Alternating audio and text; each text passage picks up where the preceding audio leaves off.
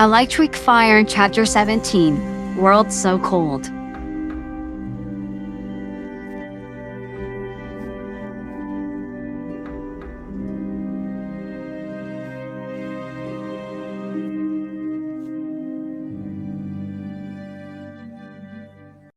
When I got to Sonic's room, he had each shirt laid out on the race car bed. The tags were taken off the shirts already. He couldn't decide which of the shirts to wear. I could tell as he looked at each of them, his shoulders slumped a bit. He definitely liked them all the same, so picking one wasn't going to be easy for him on his own. I think you should wear the one I found. Besides, I was thinking maybe we could stay up and watch Speed, if that's alright with Tom and Maddie. Sonic just turned his head and looked at me, then gave me a smile. Hey, that's not a bad idea. Oh, and they won't mind. Besides, it isn't like I have a bedtime. I don't even have to go to school. They have a no wild animal policy. I guess that goes for space hedgehogs too, right? Tom tried to get me enrolled in school, but I wasn't allowed.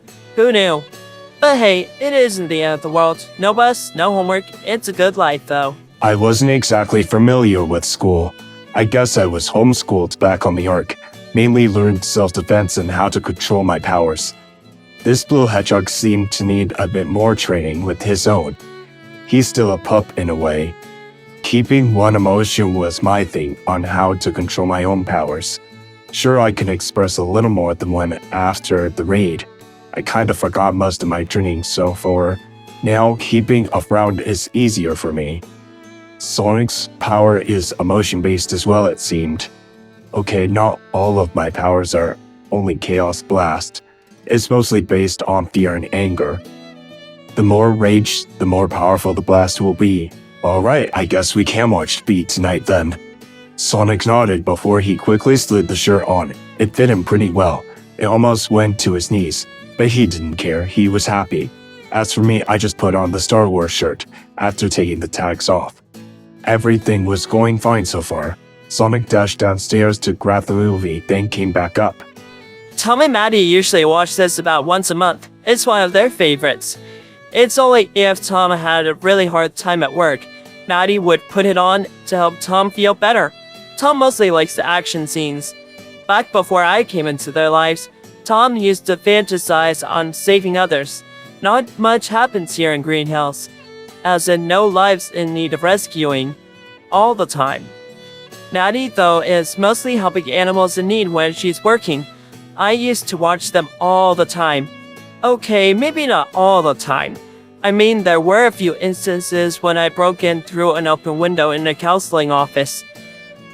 The guy was probably on his lunch break, but he left the window open. Being in the office, acting like a patient laying on the couch in the office kinda helped mentally.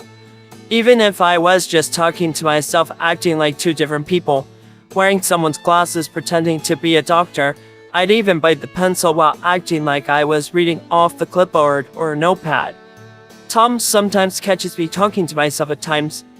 It's kind of an old habit. I listened carefully as Sonic explained, but things seemed to go a lot deeper as he put the movie into the TV.